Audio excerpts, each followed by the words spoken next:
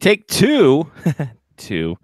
Anyway, welcome, ladies and gentlemen. This week on Face Off Hockey Show, we'll talk about all the fun coaching changes that are happening in the league, all the front office in, all the playoff stuff, everything happening. What's a clean hit? Wayne Gretzky buying back mansions, and of course, some Maryland hockey there, hon.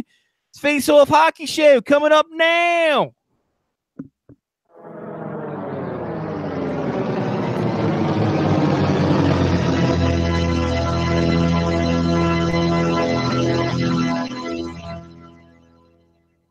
The following program is closed captioned for the thinking impaired. Choose your command. You have chosen the Face Off Hockey Show. I mean, hockey is my life. I've got on hockey underwear right now. The Face Off Hockey Show. With Scotty Waz. Sean O. breakaway. They shoot the guard. There we go. And the P-Boys, Johnny and Mark with the C. Yeah, baby. You believe it not? Oh, yes! Here's your host for the Face Off Hockey Show, Scotty Waz. Hey, everybody. What's happening? Welcome to the Face Off Hockey Show. I am Scotty Waz. Across the street from me. No, it's too early for that, Johnny P. Sorry, I went off a little early. I guess. Ladies. Johnny P's there. Johnny P's got a new hairdo if you're watching on the video. Look at you. I do. Yep. Cut it all off. I came home from soccer on Monday. It's great, actually. It's way faster to shower. Mm-hmm. I mean, the showering probably takes about the same amount of time, but I bought a new shower head as well. Which is fantastic. It's like one of those like big 6-inch like cylinders, like those big circular ones. I mean, it's massive. It's like raining in the shower. It's like raining money in my shower. On your face. So, yeah, that means you can't go to the NHL's newest official hair salon of the NHL, Great Clips. Nope, not going to make it there. Not going to make it to Great Clips. By the way, I'm going to say this. Yeah. I despise Great Clips commercials. Oh, wow. Yeah, I couldn't think of a worse way that you could advertise that you give good haircuts than having a guy with lip reading French words after getting a haircut. It's weird. Great Clips has always been the weird one. There's sports clips and they're great. Why does everything have to have clips at the end? What was the official hair salon prior to this? I guess is my question. And when is Great Clips considered a hair salon? I don't know. This whole thing is just weird. Great Clips CEO Steve Hockett said, "When most think of hockey, they think of hockey hair." I guess. I don't know. Anyway. So does that mean they're specializing in mullets? That'd be great if they did. It'd be awesome if they did. I mean, actually, I'm all in if they specialize in mullets. I'll let my hair grow. My question is this: are they going to make some of these guys cut their hair now? That's going to be a huge thing. Is Brent Burns going to... Huh? You can't force them to cut their hair. Yeah. I guess, but I mean, someone like Brent Burns, who well, hold on, who had Ovechkin? Gillette made him be clean shaven all year until the playoffs. Well, he was. That was him specifically, though. That wasn't the whole league. Do you think they can make the whole? They give the George Steinbrenner seal of approval for the entire league? That'd be great. Lou Lamoriello, who is now out as GM. I forgot to put that in here. Yeah, well, he doesn't have a job. He doesn't have a job. Not going to work here anymore. Exactly. Lamoriello. But he had the same kind of ban, whatever. A ban on hair? Yeah, no facial hair. He's had a ban on hair for years, though. Right? Oh. Heyo. Yeah, they had a no facial hair policy in New Jersey and now in Toronto. Well, not anymore. Now they can do whatever the hell they want. Exactly. Apparently, Lou is out. Apparently, a Canadian senator says American hockey commentators are ruining hockey. I'm gonna say he's not far off. Yeah, no, not gonna. Yeah. Well, his things. Now, this is Senator David Adams Richards says, That and sounds made up. I know, right? We didn't deny a shot. We actually saved it. We didn't delay at the blue line. We stopped at the blue line. Nor did we take a wrister. What an insulting word. We took a wrist shot. Nor did we take a slapper. What an insulting word. We took a slap shot, not the movie. And none of us from the age of 6 months on ever needed a laser beam to follow a puck. That's just That's rude. messed up. That's rude. wrong. That's where I draw the line. That's rude. Yeah. This is Senator David Adams Richards, who recently quit the Independent Senators group because he said he's used to being alone, shared his thoughts on the pitfalls of Yankee slang such as wrister and luscious. So, Canada. Luscious, huh? Canada politics. Talking about the booty? Yeah, I think so. Get that booty. That's Sean Leahy. What? Hold on. Hey, wait a minute. Anywho, there you go. I want to see how I can buy a shirt that says Ginger Ninja on it, like the one Dax McCarty was wearing, and take it to Sean Leahy in Dallas. Oh yeah. Which, by Let's the see way, if this- I have put the request. I wonder in. if they have that on Amazon. Let me Maybe. see. I'm trying to put in. My in-ear monitor is broke tonight, and by broke, I don't mean like the wire. I mean like the entire casing like snapped while I was like putting it in my ear. So that's probably not a good sign. So might have new ones for next week. 2-day shipping, which is the way to go. Just saying. Ginger Ninja. Oh, they got some good ones. But yeah, I put the request in for Dallas, so we will see what's happening. We'll see how long you're pending, Johnny. I am gonna say over under on me pending is going to be June 19th. That's a good time. That's a good time. Right? Like that's even tough. That might be good. Who cares? It's during the World Cup. Push comes to shove, I'll just sit in a bar and watch soccer like I did last year. There it is. There it is. Actually, technically last year I sat in my room, drank by myself, and watched soccer, but neither here nor there. Exactly. Dallas is a good soccer town, so you'll be all right. I don't know if Dallas is a good soccer town. I really don't know. They have the Dallas Burn. There you go, Dallas Burn Just FC. That's like MLS own version of an STD. But then they have now they have Dallas FC. Oh, that's a shame. Not gonna lie, it's a shame. I wish they had no the Burn. really good Ginger Ninja shirts. Sucks. Damn you, Amazon.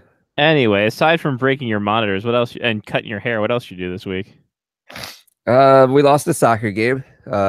Right now we've played 2 soccer games. We haven't scored a goal yet. We've lost both games. Weird how that works. What else occurred?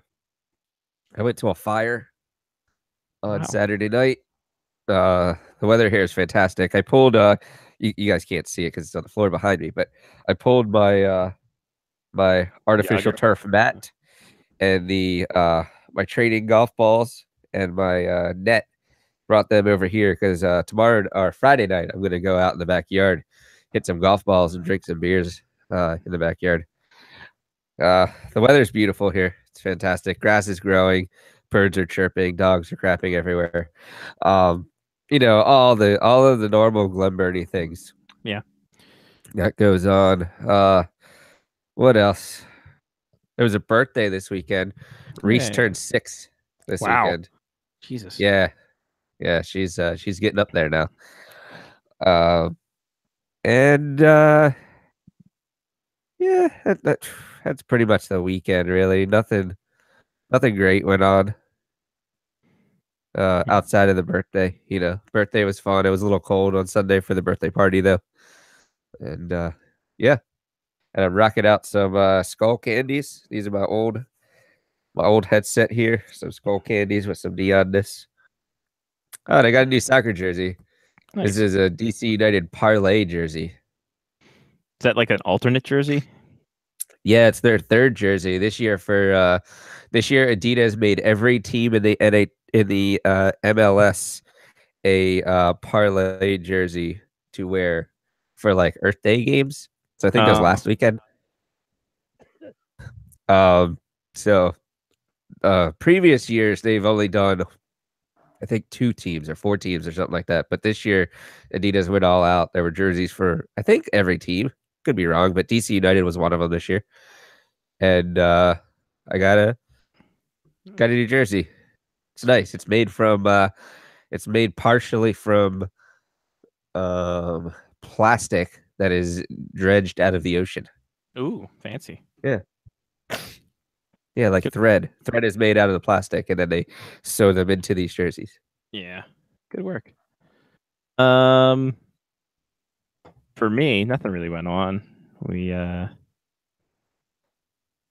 did we do this week? We didn't do much. We just went around, got the car checked out. Apparently, Stan did the brakes. And like right before he sent it to you. A couple of months before. Well, probably months before, because the squeaking problem was happening in Maryland. So checked it out, and apparently he had the bushing in one of the brakes. He put the clip on backwards. And he said, and I got a text later. He said, "Oh, Mom said, oh, he thought he got them all, but I guess he didn't." I'm like, "Yeah, no, I guess he didn't. I guess he didn't get all the ones that are backwards. Damn pole lock." So took 2 hours out of my life and $90 out of my pocket, but it's all good. It's all good in the hood. That's fine. That's an extra $90 now that you're paying for them. Exactly. So my total's up to $180 for that new car. Damn it. Yeah. Other than that, not much. Just hung out here. Jen's finishing up her semester at school, so she's been doing that stuff. So just been here hanging around, doing some things, talking some hockey with some Maryland people. We'll talk about that in a bit. But first, let's get some entries out of the way. All right. Yeah, sure. Yep. Yep. You bet. Yeah. Dropped in to see what condition my condition was in. Yeah, oh yeah, what condition my condition was in.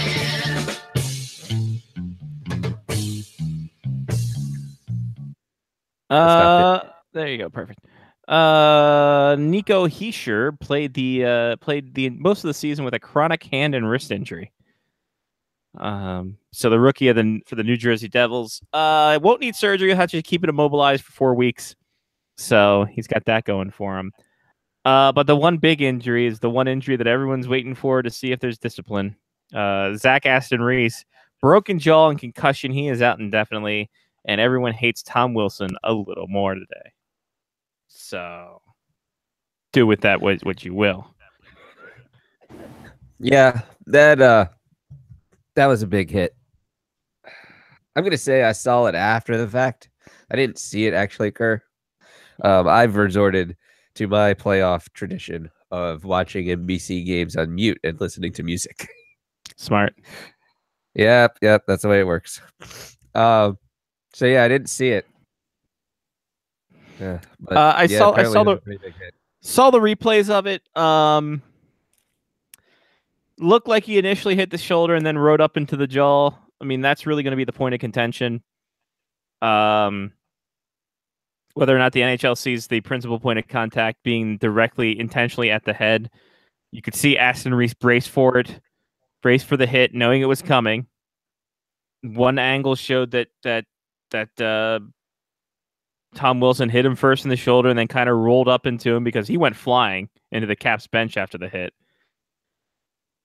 He probably will get a game out of this, and rightfully, wrongfully so. He, the first game or the second game against Dumoulin, bad situation. Dumoulin holds up. Wilson's behind him on a back check. Dumoulin doesn't want to get flattened by Ovechkin and Wilson behind him, so he holds up, and then Wilson's shoulder goes into his head. This one, we'll see. Yeah, one's fully on Dumoulin. Yeah, no. Yeah, that one It's not like he was. It's not like Wilson was chasing him around trying to give him a shoulder to the head. Yeah, I mean, come on. The guy stopped and turned his head into a person who's coming toward him. That's kind of like, yeah, I knew that car was there, but I still turned into them. Right. So this can't be my fault. You have to suspend them. Yeah. As the Reese one, if he gets it, he dodged a bullet for game 3, and that slew foot too, kind of slew footed Olimata at the end there. Got away with some stuff, so I don't think he's gonna dodge that many bullets that much. So. You know, I'm gonna say I didn't see the end of the game. That's for sure. I fell asleep before that. Yeah, no. Well, apparently he was coming close to the boards, and he kind of gave a little slew footski to Olimata, 2-on-1. Backstrom, Ovechkin, Tipski. Game over. Everyone thought Ovechkin was number 1 in Pittsburgh. I didn't think that was. I did see that. I didn't realize he tripped him. I thought that he was going to like hit him. You know, after the pass had already gone away. I didn't realize it was a trip. Yeah, you can see their skates clack, whether intentional or not. You can secretly make that intentional. So, you know, what can you do? It's what it is. If Tommy Wilson gets it's a thing, that's fine. They got one game out of Pittsburgh. That's all I cared about. Split in Pittsburgh. That's all you need.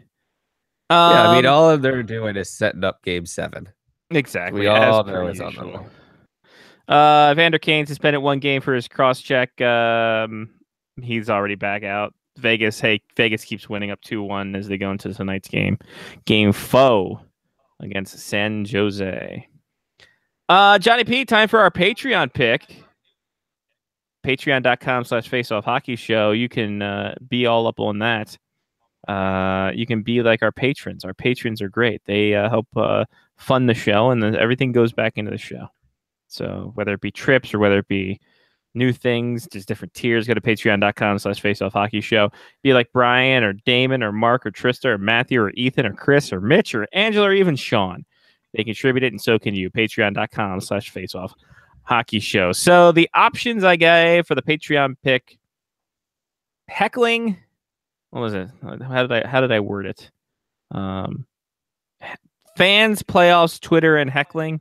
After a story came out about the ECHL, about how a visiting player got heckled as the sign that was being held up was sitting right next to their parents. That was interesting. Or what the hell is going on in Carolina? What the hell is going on in Carolina 1? So here's what's happening in Carolina. As it stands right now, over the weekend, the Carolina Hurricanes terminated the contract of Ron Francis, the former GM, booted up to the senior middle management role. Don Waddell, yes, that Don Waddell, is now the GM going forward for the foreseeable future. They have also hired former Atlanta Thrasher, I believe, head coach. I could be wrong on this one. I will have to look this up. Bob Hartley. Close. That would be better, Mark, with a C. Rick Dudley. Dudley is now the front end or the back end of the 3D? I think he was the sign guy. Oh, okay. You can turn your stuff up a little bit. Okay. He was the Atlanta Thrashers general manager and replaced Don Waddell. So here we go. He's also the guy who acquired Dustin Buffalo and Andrew Ladd from the Chicago Blackhawks after whatchamajigger. After Don what's his name? Forgot to learn how to use a fax machine. Dale Talon. Thank you. So yeah, what the hell is going on in Carolina? AJ says he's the last Atlanta GM. Yes, because he was not retained when he moved to Winnipeg. Very, very true. Wow. Carolina. Winnipeg's doing great. Carolina, however, boy, I am not sure this is a team with so much promise. Now they have just old guys in the front office, just recycled goods in the front office. Can I believe so good or so bad? Oh, I think it's all going to be good, whether it's be good or bad for the team. It's going to be hilarious for everyone who's not part of the team. I feel bad for the Section 328 guys. I don't. No, just kidding. Wow. Man, oh man, Shevitz. Like, I wonder how they're going to blow this one up. I don't know. Like, I don't know how to feel about this. Recycling old people. It's like there's you can't have new blood in a GM or coaching position.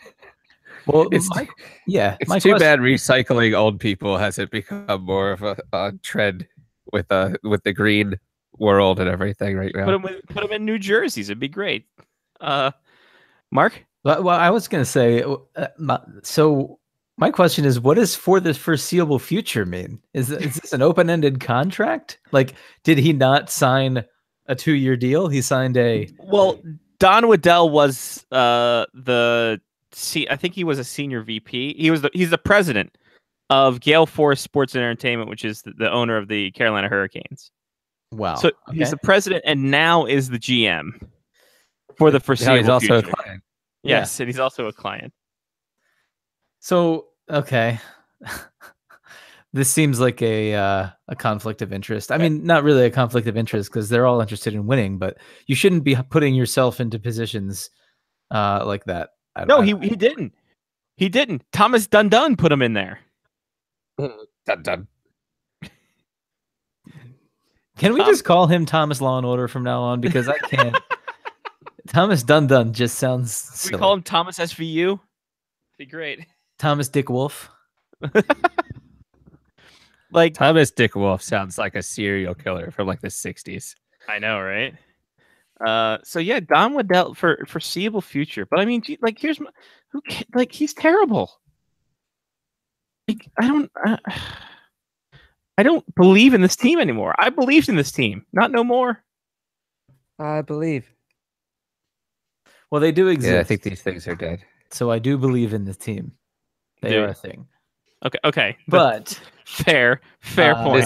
This is probably not good for something, right? Like this probably isn't good. What do you mean? Guessing not. Yeah, Guessing this isn't good. probably not. Good. Everything's falling apart.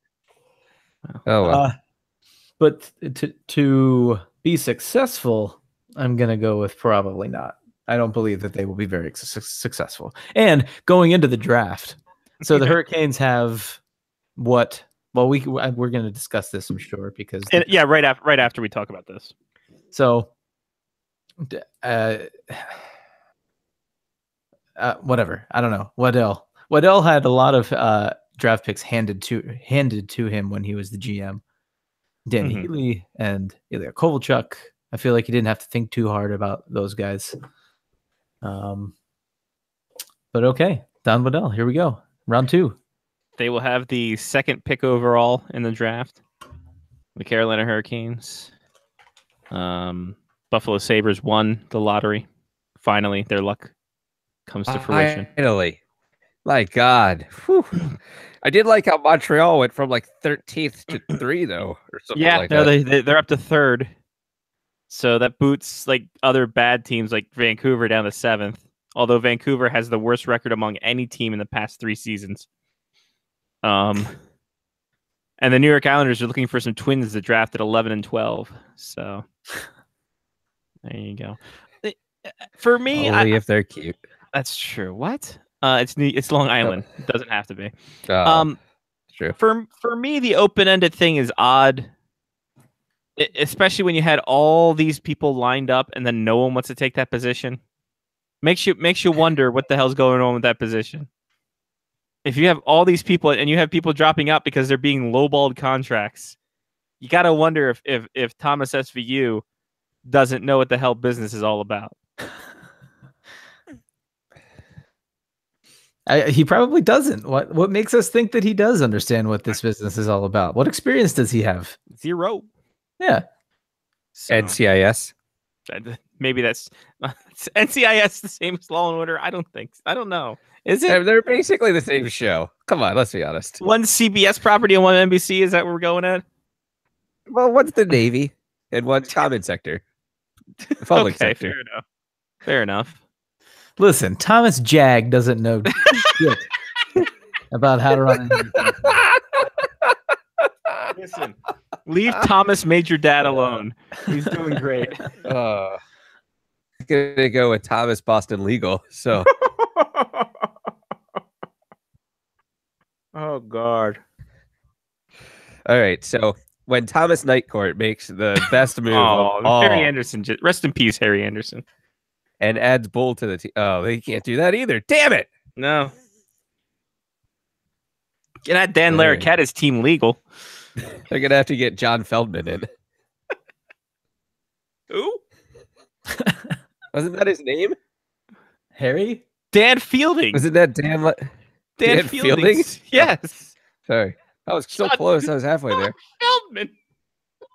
I said Dan Feldman. Okay. I haven't watched Night Court since it was on Syndicate on Nickelodeon. I think I saw it like 2 weeks ago. They played it ad nauseum on those retro TV stations, like the comedy retro, which you could get over the air. Sounds about right. Yeah. So, my God. All right. So stuff's messed up in Carolina. That's what we're saying. Essentially what we're saying is recycling is sometimes great for the planet, not so much great in front office when Rick Dudley and Don Waddell are years past their prime on a team that just fired a guy for mismanaging prospects and coach. Who the hell is going to coach the team? Who the hell are you going to get to coach the team? Are they going to bring back Keenan? That'd be perfect. Oh God, I hope so, because I was just getting ready to say him. Isn't he coaching like Latvian's team or something like that still, or is he in the KHL? Yeah. He's a free agent. The Chinese let him go. Oh, then yeah, he's definitely coming back to Carolina. They said he was too hard ass. Where's Bob Hartley? Bob Hartley. Where is Bob Hartley? Just get the band back together. If you're gonna do it right. Sign Danny Healy from whatever rock he's under. Oh, Ilya Kovalchuk's going to be available. Ilya Kovalchuk's That's gonna be true. available. Oh wow! And then they're gonna change the jerseys and come back out in the second period in Thrashers jerseys. That'd be great. Trade for Kerry Lettinen. This is perfect. Mike. Tobias Edstrom's probably not leaving Winnipeg then. Convince Bobby Holik to come back. Bob Hartley is the coach of the Latvian national team. He's still there, so he is stuck. Oh, Interesting. Sorry. So just recycling That's come Latvian. full circle and quickly. Yeah, it's a weird full circle that we just did there. So Bikini got fired and they hired Bob Hartley during this conversation. Yeah. So there's that. I like this idea of the Carolina Thrashers. I fully back it. Yeah. Fuck it. Let's get weird. Let's do it. Let's get Let's weird. make it guys. happen. Here we are. This is silly season. No shit. All right, so there you go. Your Patreon pick. We don't know what to say. It's bullshit. They're recycling people. Like there's no new blood. But Well, it might be. there was some chatter about Rod Brindamore, wasn't there? There was, and that died a quick death. Rod the Bod may be in there, but I don't think they're really taking him seriously. But hey, why not bring that guy back? The hell with it. Bring another old guy. Does he not have a nose for coaching? Problem is he has a good two-way game, but doesn't have that straight and narrow game going. I think he might have too much nose for coaching. That's true. Some other coaching stuff we mentioned before. Lou Lamoriello not renewed as Toronto GM. You want to talk about recycling guys? It could be Kyle Dubas's turn. The young upstart could be the visionary for the future. You don't have to call him names. Well, Dubas. Is he a phenom? He is a phenom. He is the young phenom, like a GM in the OHL at 24. So, the Edmonton Oilers fired their assistant coaches but kept their head coach because that makes sense. That's weird. Todd McLennan will stay on as head coach. A report today is that Denver University head coach Jim Montgomery will be named the head coach of the Dallas Stars in the next few days, hours, months. Jim Montgomery sounds like wow. a great fit for Dallas. Jim Montgomery sounds like the fit for Dallas. Jim Montgomery, like he has a dealership down the road, I feel. My name's Jim Montgomery. If you want to get yourself in a GMC in time for Stars season, boy, do I got a deal for you. Got a 2018 right off the truck and a year savings. Look at that. Jim Montgomery's GMC. If he doesn't hire an assistant coach, like Keith Gentry or something like that. Oh, you Just it son out. of a bitch. They're dead now. Just one of them. Holy smoke. So it's not both of them. It's close. Which one was it? Which Montgomery? one? We've Was it been naming a lot of dead people recently. Kinda. I think it was Like on the show it wasn't tonight. John Michael Montgomery's brother, I don't think, was it? Maybe I- it was. God, now I'm gonna have to look this up. I haven't thought about Montgomery Gentry in a minute, so have to. Well, I mean, they're in the Lone Star State. It's That's what true. I'm saying. We'll be down Yeah. there. Wait, how are they still carrying on? Who's carrying on? Carry on my wayward son. Montgomery Gentry is technically, they say they're active. No, they are. They're touring. Actually, just Montgomery's touring, right? Because Gentry died, or is the other way? That's what we're trying to figure out. Gentry's dead. Yeah, I thought Montgomery was touring, but he was touring with like somebody else. But they Mm. were still playing Montgomery Gentry songs. Interesting. It's like Darius Rucker playing Hootie and the Blowfish songs. Eddie Montgomery has confirmed he will continue the Montgomery Gentry name as a solo act. Perfect. I don't see anything that could go wrong.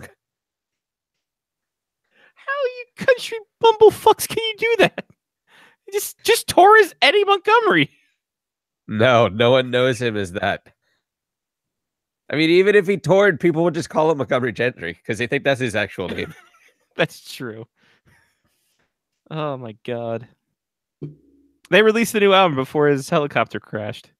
Last September. That's good. Wow, it was last September? Why did I think it was so long ago? Jesus. Oh time. no, it was recent. Yeah, it was less than a year Yeah. ago. Yeah. Yep. Shit.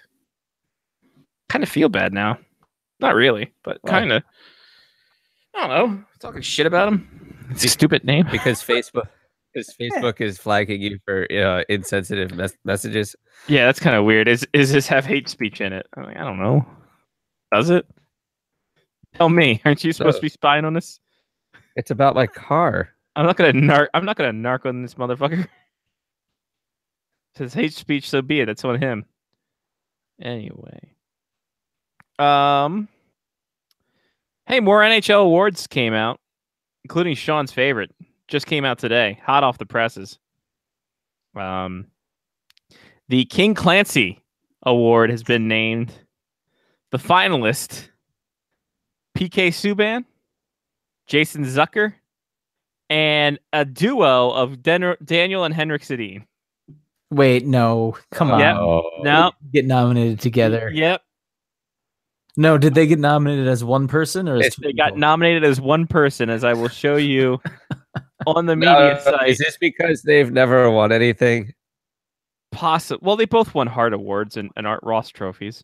So here you go. As Hey. one entity, the Sedins. There's What Subban, did there's Jason so what Zucker. did it say? What does it say the Sedins have done? 'Cause I've missed this.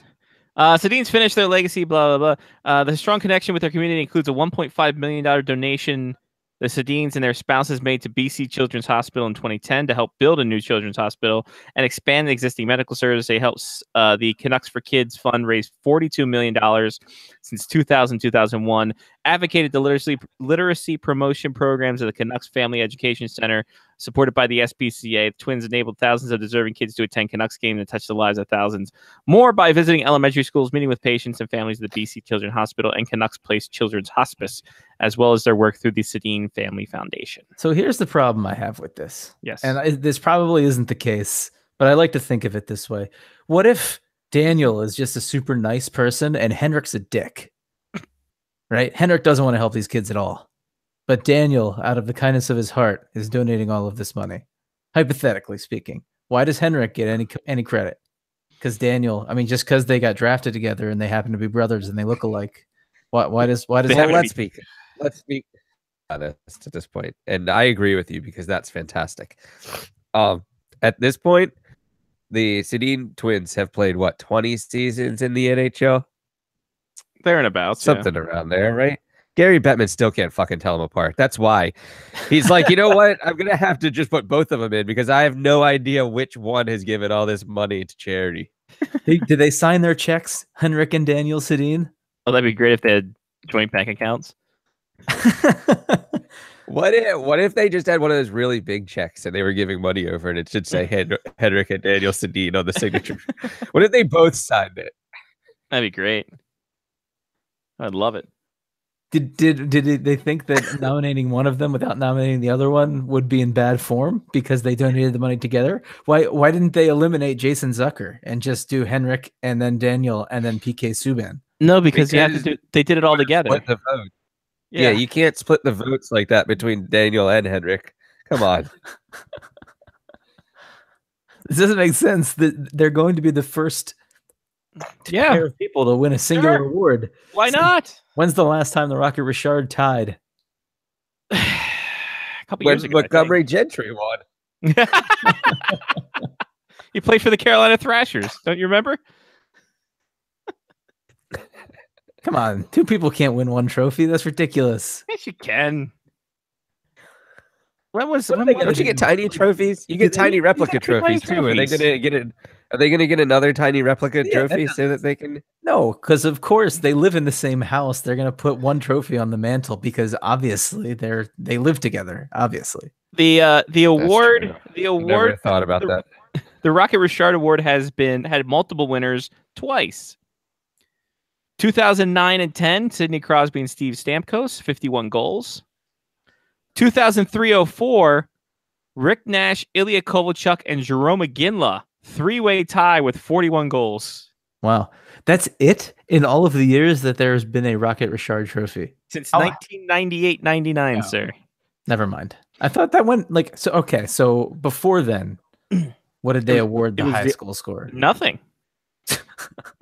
Nothing. It wasn't until all right, we got to promote goal scoring. Congratulations. Here's a bag of pucks. We got to promote goal scoring. So we're going to have an award for goals. Here you go. Here you go, Wayne Gretzky. Here's 98 pucks representing the goals that you scored. Exactly. So fun times had by all. The awards have been some other awards. The Ted Lindsay NHLPA Most Valuable Player, voted on by the players as the most outstanding player in the NHL. Connor McDavid, Taylor Hall, Nathan McKinnon are the finalists for that.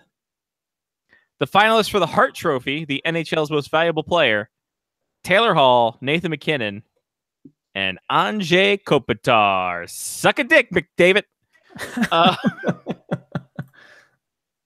So all the people complaining about all the writers saying, "Oh, McDavid deserves it." Obviously, you didn't vote for him, stupids. We'll find out when the vote comes out because it's transparent now who you voted for, you scumbags. Yeah, no Connor McDavid in the final three. So goes to show that if you don't put your team in the playoffs, you're not that valuable to your team. There it is. All these guys, of course, went out in the first round. That's the way it should be, though. Yeah. Everyone's just like, oh, Connor McDavid's the best. Yes, he's the best player in the world. That's what the Ted Lindsay Award is for. So I hope he wins that, and I want to see Twitter explode. Oh, I'd love it. Love him to win that. I'm here for the chaos. Who isn't? Buffalo won the draft lottery, like we said. The new format stinks. New format. If you watched it, God bless you. They announced the first 12 picks, the first teams that won, from 15 to 4. They did that before the game. Think before the first game of Saturday night, and then you had to wait until the second intermission of Vegas and San Jose, which was about 5 hours later, to see the winner, the top 3, and how they were produced. So, only the NHL would do something like that. Right? Tremendous. So there we go. What else do I have here? Oh, to add insult to injury, legit. Don Henderson, the linesman, remember he filed a lawsuit against Dennis Weidman and the Calgary Flames? Mm-hmm. He has been ordered to pay back the legal fees of the Calgary Flames and Dennis Weidman to the tune of $11,000. That is, oh my God, that is horseshit. $8,000 will go to the Calgary Flames. $3,000 will go to Dennis Weidman to cover some legal fees. Is there an opposite of the King Clancy Award? Because we need to give that to the Calgary Flames and Dennis. Why? Weidman. A judge ruled that Don Henderson had to pay this back. Yeah, but why wouldn't the Calgary Flames just be like, no thanks, we're cool. You've done enough. They need every penny to get a new arena, Mark. Come on. Where's that pie chart that says Don Henderson's estate or something like that that is partially paying for the arena? I keep wanting to call him Don Henley. Don Henley. Sure, why not? He makes great shirts. They are nice, aren't they? Yeah. Here's a fun fact. He's gonna have to up shirt production now in order to pay for that. You do know who Don Henley is, right, John? The Yes. lead singer for the Eagles. Yeah. You ever heard of them? No. Okay. They play in Colorado, right? Yes. Yep, exactly. Nailed it. That's And what I thought. Philadelphia. So See, I couldn't. I was thinking American Pie, but I knew that wasn't Don Henley, and then I got lost on who Don Henley was, so I went with the T-shirt route. I went unfunny C. Oh, unfunny route C. Doesn't Wait, who's the American Pie guy? I forget now. Don McLean. Don McLean. That's it. Yeah, he's fantastic on Saturday Night Hockey in Canada. Saturday Night Hockey in Canada. That's the name of the show now. Don McLean. It's a nice mishmash. I'm Don McLean. And here's John Cheery. It's Coach's Corner. One night they have 2 cylinders out there. They're trying to figure out how to get 5 liters of liquid into one cylinder, but there's only a 3 and a 7. You know, it's weird. Just combine all the John McClanes. Don McClanes. The hell? Oh God. If you just keep switching one word, you can keep going down a rabbit hole. It's true. Oh man. Good times. Fun fact this week. Wayne Gretzky bought back his mansion that he sold to Lenny Dykstra for $5 million less than what he sold it for. So he got back a return on investment. Wow, that is a hell of a savings account. So Gretzky sold his 12,000 square foot mansion to Lenny Dykstra in 2007 for $18.5 million. Adjusted for inflation is now $22.76 million. He bought the 6.5 acre property back for $13.5 million. It's the property has been remodeled of some of its old grandeur. It has a foyer, a theater, a gym, an office, and 6 bedrooms. Outside the place not only offers views of Santa Monica Mountains, but it also has a pool and spa area, 2 guest homes, a rose garden, and a tennis court. So, well, this raises a lot of questions for me. Okay, go ahead. Lenny Dykstra, why? Were you trying to move back to the Philadelphia area? What's the deal? Oh, it got foreclosed on because he couldn't. Yeah, he lost a lot of money betting. He lost a lot of money. Sorry, that was different. No, I think Lenny Dykstra did lose a lot of money from gambling. From now on, I'm just gonna, for the rest of the show, I'm gonna make someone who's close to what we're talking about, but not the same person. Wait. He's the one who did a lot of drugs, right? And got kicked out. Yes, no, he was too. That was that too. Oh, yeah. Actually, no, Craig that was Biggio. him. Who was the other Astros guy that got kicked out for drugs? Not Craig Biggio. Hold on. Why Craig Biggio? Jeff Bagwell? No. There's a third one. Craig Biggio never got kicked out for drugs. Craig Biggio was the record holder for getting hit by those times. Hold on. There was a third guy that would be recognized. Darryl Strawberry? Oh, Mike Caminetti. Astros in the 80s and 90s. Yeah, it was Caminetti, and now he's dead. Yes, Ken Caminetti. Was that what Caminetti, that one? Yeah. So you're Googling Astros drugs? Is that what you just did? No, I said Astros through the years. So yeah, Ken Caminetti is one I was thinking of anyway. So I don't need to do this anymore. So Dykstra report who had a net worth of $58 million filed for Chapter 11 bankruptcy, listing less than $50,000 in assets. against $10 million to $50 million in liabilities. He claimed he was a victim of mortgage fraud for the house that he, after having lost the house purchased for $17.5 million from Wayne Gretzky to foreclosure. Dykstra's debts and creditors included $12.9 million to Washington Mutual, $4 million to Countrywide Financial, $3.5 to Rock Ridge Bank of Atlanta, $2.5 to David and Teresa Litt, $1.5 to K&L Gates, and smaller amounts to others. So there we go. Speaking of small amounts to others, Lyle Richardson joins us. I don't know what that meant. Hi, Lyle. Hi. How do I sound this evening? You sound great. Oh, you guys are sweet. First time. Oh, this is great. According to papers filed in court, one of the houses in question was an unshowable condition. The house was littered throughout with empty beer bottles, trash, dog feces, and urine, and other unmentionables. Wait, another question. Okay. How did they know it was dog feces? Fair point. You don't want to know. They have special experts, experts in fecal matter. Hold on. This was the Wayne Gretzky mansion.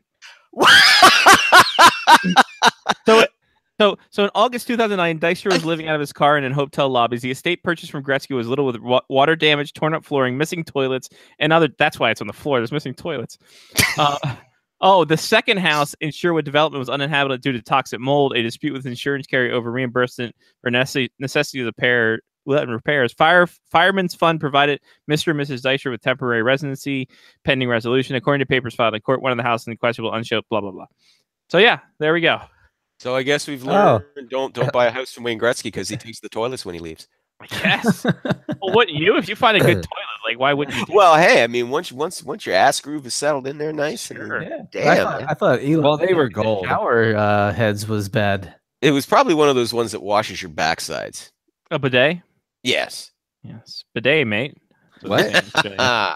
So, Apparently, question: Tom Wilson was suspended. Is a bidet a separate seat or the same seat? You have to have it separate. You got it like the Offspring. You got to keep it separated.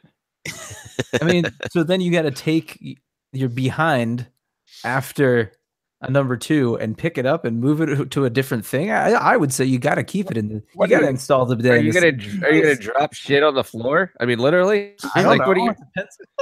I mean, in the small chance that it was a very bad experience, you got to be careful.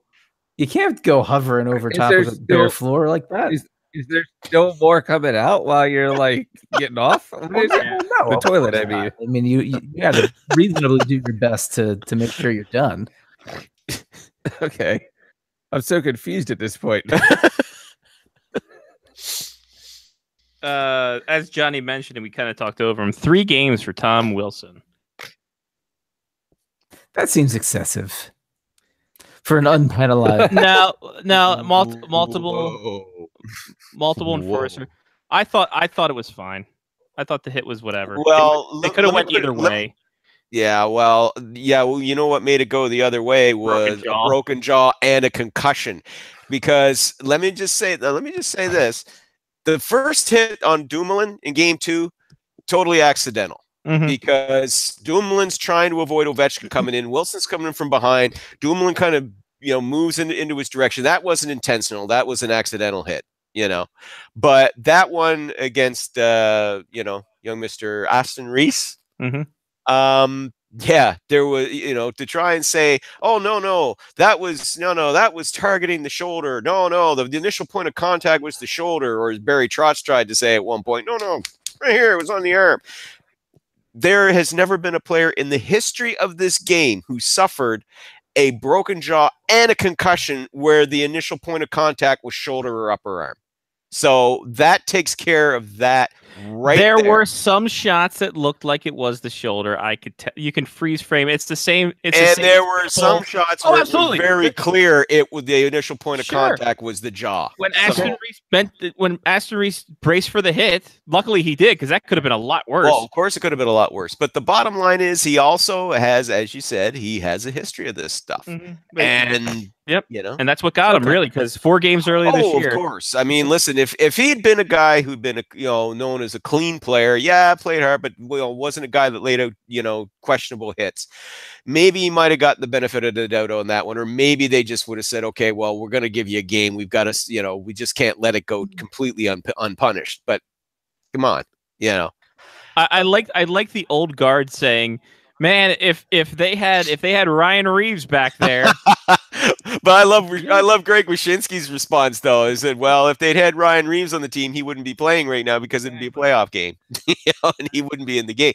But this is one of those moments where you kind of wish that it was sort of like go back 25 years or 30 years to where it was old school, where if somebody laid out one of your teammates with a hit, somebody would immediately go after him and bring up. That's where you would love to see a player like a Wendell Clark just turn around and just basically tune the guy up and just say, okay, right now, and off you go. That kind of justice. Right? Even though, I mean, we have all watched the documentary on Enforcers. Yes. Ice Guardians. Mm-hmm. And even with that, right? Even with that occurring, can you imagine how many games Scott Stevens would have not played in the NHL had these rules been enacted 20 years ago? Oh, absolutely. Absolutely. He would have missed entire seasons. I mean, like that hit he lays out Korea, he would have been suspended for the first 20 games of the next season. Well, that hit on Korea, that one wasn't so much to the hit, but the Lindros one absolutely was a bell ringer. Okay, that one was kaplang right to the noggin, But you are right though, John. I mean, there was a lot of hits. Like, who was it? Was it Ronnie Francis? Was he the guy that he hit? Oh God! They used to have videos of people literally being concussed, trying to escape back to the bench. Oh yeah, and everybody's laughing because look, he can't stand up. His brain scrambled, and it's like like those hits. Oh, I agree with you, Johnny. Absolutely, he wouldn't be able to. But you know something? He would have adjusted his game. He would have adjusted his style. He still would have been hitting, but he would not be targeting the head. I am actually okay with this kind of stuff. Like, I'm okay with these types of hits, these borderline hits getting taken out. I'd actually be okay if at any point a hit to the head occurred that you got a 5-minute major for it, even if you didn't mean it. Well, I think I would be okay if that came in to the game. I think it's heading that way, Johnny. To be honest, you're starting to hear a lot of calls now, even from people who are like old-time hockey scribes who've seen it all, are saying, you know what? Maybe it's time we take this out of the game once and for all. So to that point, okay, we'll accept the three game suspension. Tom Wilson, he has a history, all of that. At what point does the NHL go back to the referees that were doing the game that spent 2 minutes talking about this hit as a group and decided that there was nothing wrong with it? Now the NHL, now George Peros comes down and says, nope, just kidding. There was something wrong with it. So what happens to the referees? Yeah. Oh, I agree with you on that point as well, Mark. Listen, the officiating, I mean, every year we complain about the officiating in the NHL playoffs. But this year, I mean, what is goalie interference and what isn't? Nobody seems to know anymore. That's still a fucking mystery. And, we're seeing hits or obvious penalties going uncalled and really chintzy ones getting 2 minutes or even a double minor in one instance where it was just like the guy friggin' hurt himself. The guy hit himself in the face with his own stick, and you're giving the other guy a double minor. It's like, come on, is it a whole new bunch of new officials? Is that why? Are these guys that inexperienced?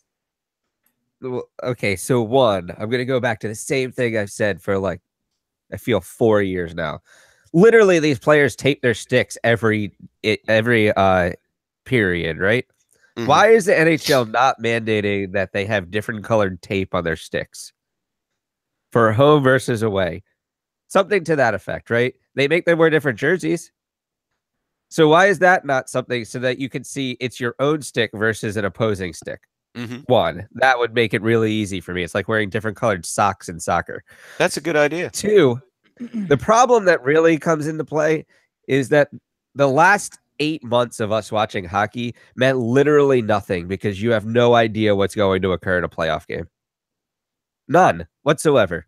Like you've watched hockey long enough. You understand that in the third period, the whistles go away. There are big hits. There's people cross-checking each other in front of the goal. There's this, that, and the other thing. In the last 30 seconds to a minute of any game, unless you literally take somebody and throw them over the glass, I don't think you could get a penalty. I don't know what you would have to do in order to get a penalty in the last 30 seconds to a minute of a game. Mm-hmm. But all of the other stuff, like, there was a penalty called yesterday while watching the Caps game that appeared that it could have been a hook, but then the player's skates both stopped and he fell to the ice, and they were like, "Oh, now I have to call that a hook." Okay, cool. Or the bullshit slashing penalty when somebody's holding the stick with one hand and a person hits down on their stick to try to go around them or something, and they drop their stick. I hate that call. Absolutely hate that call. Because I fully think that that's on the person that's holding their own stick. Hold the stick or don't. Like, you have two options. Wasn't there one play a year ago or something where someone wasn't holding their stick and they lift checked? Someone lift checked their stick and it went flying through the air and there was no penalty. That happened. Was that this year? Was that just happened this year too? Yeah, that was the Bruins Lightning series. So why isn't that also a slash? Well, no, that was called. That was called as interference, I think. Yeah. Yeah, I don't know. I don't get it. I don't get what occurs. And I'm going to say that this isn't officials related. I'm going to say that there's a mandate that when the NHL playoffs occur, that the officials are asked to not call as many penalties as they do during the season. I don't think that officials just make that call on their own. There could be truth to that. I can believe it. So here's the next question. Okay. If they're going to stop the game and confer to discuss about this, why not involve Toronto in that decision right away? So that the there is a former ref up there. The correct decision gets made at the time of the foul so that it actually affects the game. As opposed to now, which, fine, I get suspensions are also affecting the game. But if Tom Wilson should have been penalized for that, it should have happened during the game and possibly after the game, if it's bad enough. Like a regular season game. Yeah. Yeah. The NHL did a really good job of letting Tom Wilson play in Game 7 because we all know that's where it's going. It's true. Angling to a Game 7. DOP said the actions of Wilson were elevating up into the hit, causing Aston-Reason's head to be the main point of contact. Concussion out for the season. Also explained the hit was unavoidable on Reese Aston's part. Yeah, no, he kind of got vortexed into it. Yeah, his head was down until the last minute. Also, I mean, there's some level of he needs to realize that Tom Wilson's. Yeah, but he was also stretching, extending himself to try and reach the puck at the time. He's got the boards right here in front of him as well. Yeah. Now he sees Wilson coming. I mean, his head is up, and you can see that he's braced himself for the hit, even though he committed himself to try and reach for the puck. He sees Wilson coming. He's bracing for the hit. He's expecting it to be probably onto the shoulder. And instead, he got walloped right in the head, right in the jaw. Right. I don't know. So, I'm not disagreeing with the fact that it probably wasn't a safe hit. But at the same time, you're an NHL player in an NHL game, and people are skating pretty fast. And their goal is to hit you to separate you from the puck. Yeah, well, the puck was already gone. You don't have the puck when the puck was already gone from him. See, this is the thing. This is part of this mindset of finish your check. Okay, I don't care if he's passed the puck away. You got to finish your check. You got to finish your check. Well, if you go and you look back at game video back into the 70s and 80s, that was rarely a thing. This thing of once the guy's passed the puck off, well, you still finish your check. You still, if you got him lined up, don't veer away if he's passed the puck away. No, you still hit him. You make sure you punish him physically. That is very rarely a thing back then. That's become something that you see a lot more of in the last 25 years. This whole concept of once they pass the puck away, rather than veer away from the guy, skate away from the guy, or at least pull up. No, go right through him anyway. Go through them anyway. That's something that's changed, and that's part of the reason why you're seeing these dangerous hits. Because once the guy's passed the puck away, I mean, he's now in a vulnerable position. I mean, what's he supposed to do? You know, well, here's my chance to pass the puck to a teammate for a scoring opportunity, but I better not do that because then I'll put myself in a vulnerable position. I could get hit. Well, what's the whole goddamn point? All right. But what you normally would do if the player no longer has the puck and you've got sufficient time to stop, veer away, or at least hold up, you would do that. At least you used to, but you don't anymore. Now it's still full steam ahead because they're still being told, finish your check, finish your check, finish your check.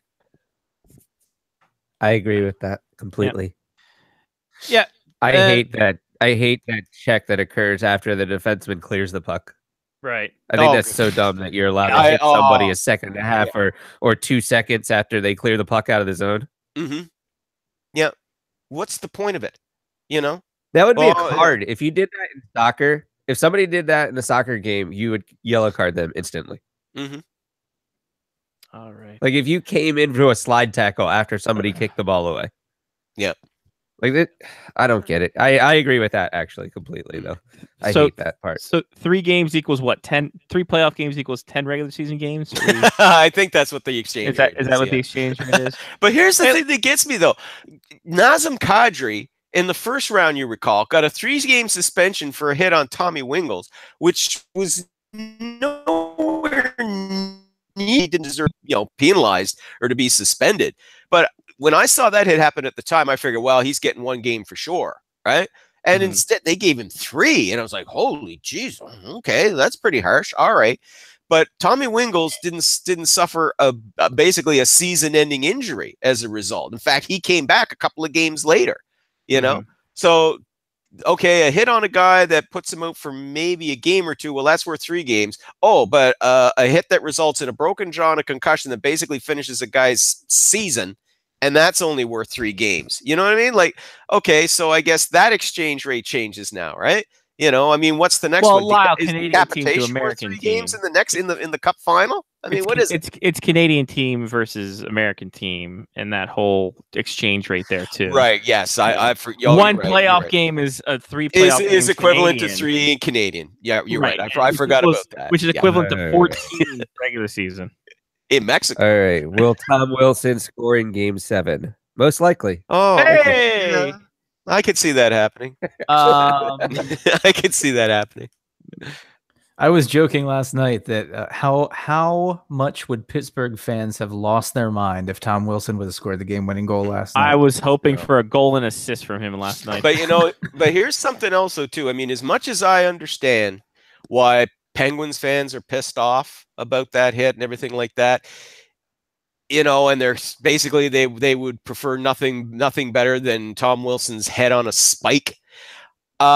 Y'all got to remember, you had Matt Cook wearing a Penguins jersey for 5 years, including when they won the Cup in 2009. So, let's not be, so extreme here in pointing the big accusatory finger at Tom Wilson when you had one of the dirtiest players in NHL history rocking the Penguins jersey for 5 years. You think Pittsburgh fans have that kind of memory lasting? They go over bridges each day. It's all runs together. Listen, most fans don't have that kind of thing. When it's their own player, they're like, no. Why, our enforcer was pure as the driven snow. No, he merely dropped the gloves engaged in the mockery of Queensbury rules. He never did anything dirty. If the Capitals... But Tom Wilson, who plays for the other team, he's a swine, and he should be destroyed at once. It's the Brad Marchand effect. Like you hate him, of course, on your team. Of course, if Brad Marchand's on your team, you love. Oh, that's that little scamp, Brad. Oh, what a scamp he is.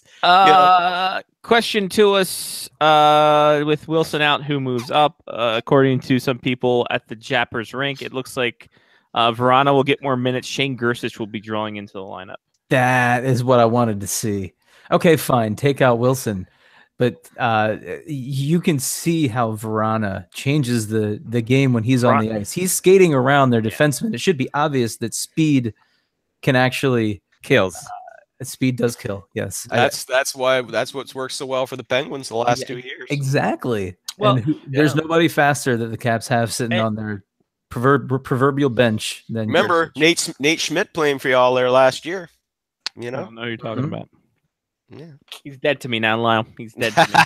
Yes, he's now a member of the Golden Misfits. Yes, exactly. And I will have to say this is that the Caps lower lines have actually been contributing outside of the score sheet. They've been freaking fantastic. Like DSP Chandler is the Stevenson, man. DSP, Chandler Stevenson, Vrana, like all these guys have been stellar in The their secondary roles. When scoring DSP has tackled- definitely stepped up. When DSP tackled Patrick Ornquist in front of the goal, I think it was Oh, 2 great. games ago, and I will Ornquist got fuck pissed you off, up. and he got up and he just started yelling at him. He was like, "I'm like, I want a Smith Pelly jersey right now." Yeah, I don't know if I don't think I hate anybody else in the NHL more than I hate Patrick Hornquist. I can- he's the person I hate the most. Makes He's sense. an agitating guy who can score goals. Yep. All right. So let's get to the real story. The Maryland team's name is coming this week. if it's not crabs, I don't want to know. Well, I talked to Ryan Scott of the VP of the Black Bear Sports Group, who is the owners of Piney Orchard and the new team. The color scheme is Maryland colors. It will be the red, black, yellow, and white. As it should be. Team name will be announced either at the end of this week, as early as Thursday, or early next week. So we got that going for us. There you go. He also told me $700,000 has been pumped into Piney Orchard to renovate it. Not going to comment on that. We saw it though. We saw it, and it was there. Also, an Italian eatery with a liquor license will be providing concessions at the Piney Orchard. If you don't, I told Scotty and Mark earlier tonight, if you don't think I'm showing up in my Italy hockey jersey for game 1, I'm in. If the first game I'll just is stand there and drink Peronis the entire time. I don't care. Every year they have a preseason tournament in Blaine, Minnesota. You don't think I'm going to drive 4 hours in my Maryland gear to watch that stuff?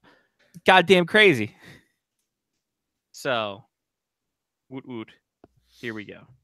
So that's the Maryland thing. I put it up there on ScottyWaz.com. Check it out. I am, like I said, Lyle, I'm with you. If it's not crabs, I'm gonna burn.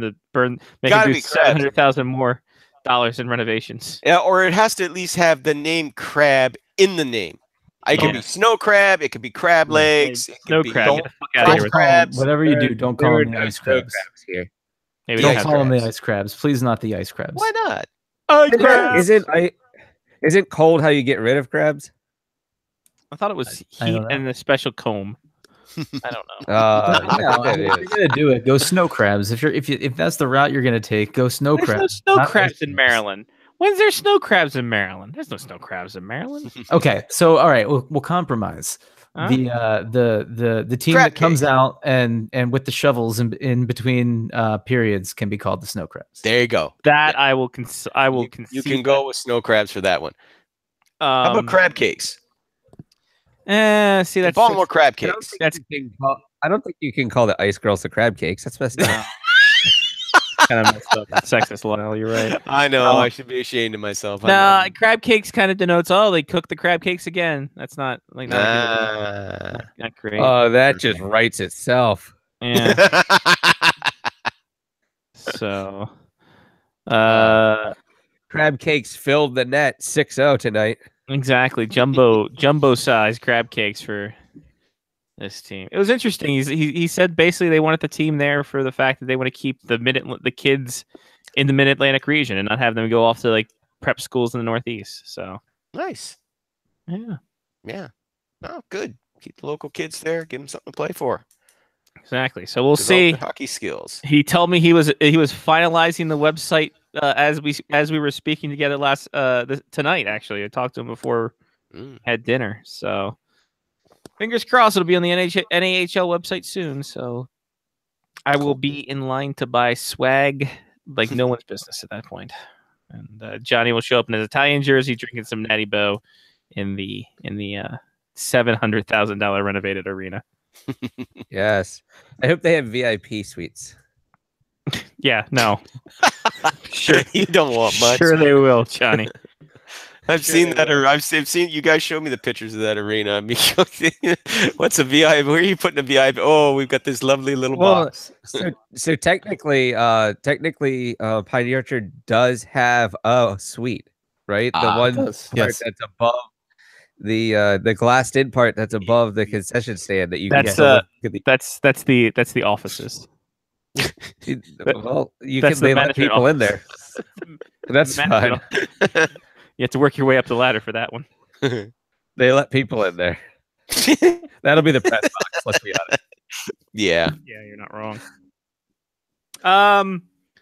Ilya Kovalchuk, people are sniffing around, Lyle. New York Rangers looking for some Ilya Kovalchuk magic. We're saying go to Carolina with the rest of the old Thrashers. What do you think? The Broadway Ilya? Oh, I could definitely see that happening. Those two have been linked. Kovalchuk and the Ranger, they've been linked for some time.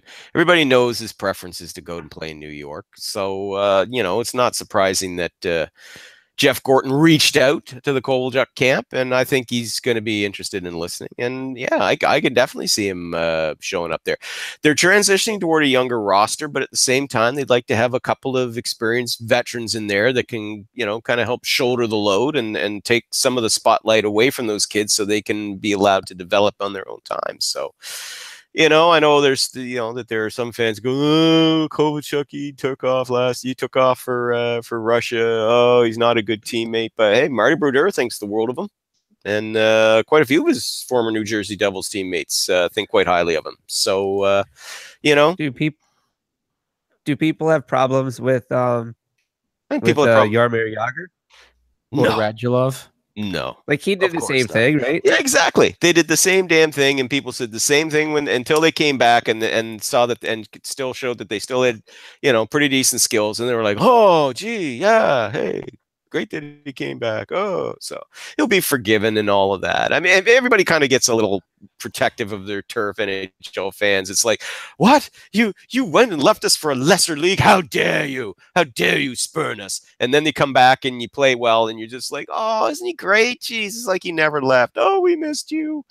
Because remember, Jagr wasn't as beloved, 10, 12 years ago like he is now. I mean, even though it was very apparent this season that Jagr age has finally caught up to Jagr. He's what, 460 years old now? No, 46. I'm sorry. Little typo there. But, you got to remember, I mean, God, 12 years ago, well, especially during his final years with the Penguins, and I guess through most of his years with Washington, he was not very well liked. A lot of the stuff was, oh, he's so selfish, and he's not really a good teammate, and blah blah blah. And then he goes away for a few years and comes back, and he's kind of fun-loving Jaromir, even though he hasn't really changed all that much. Mellowed maybe a little bit, but he's still the same personality he always was. And everybody's like, oh, it's so great that he's back. God, I hope he comes back for one more year. I hope he comes back for one more year. It's like, yeah, I know he had a bad time in Calgary, but he was hurt and all that. I hope he comes back for one more year. And it's like, dude, 12 years ago, you were willing to burn him at the stake for pissing off over to Russia. Fans are funny that way.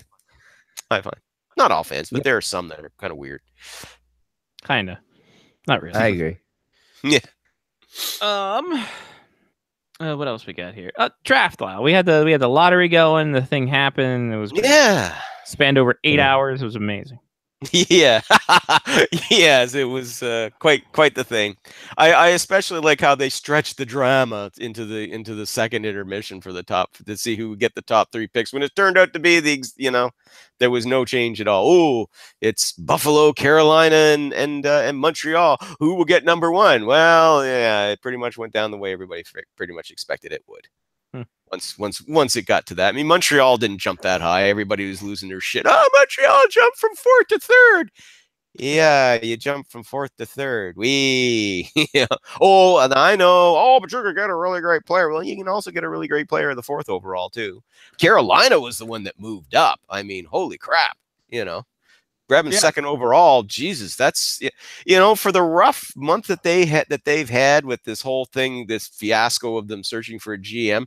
Since last Saturday, actually, the whole terminating Ron Francis contract thing aside, moving up to get snag the second overall pick, and then hiring Rick Dudley as your senior VP of hockey operations, that was a really good move as well. So it actually hasn't been a bad week for them.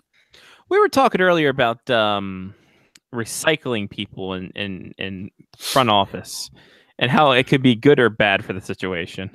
Obviously, you believe this Rick Dudley deal aces for a team like this.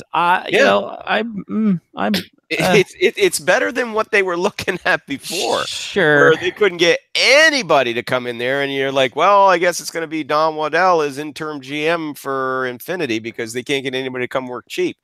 But no, Rick Dudley, I mean, he's been around. He played the game. He's been a coach. He's been a general manager. He's been a scout. He knows this game and the league inside and out, and he knows the prospects.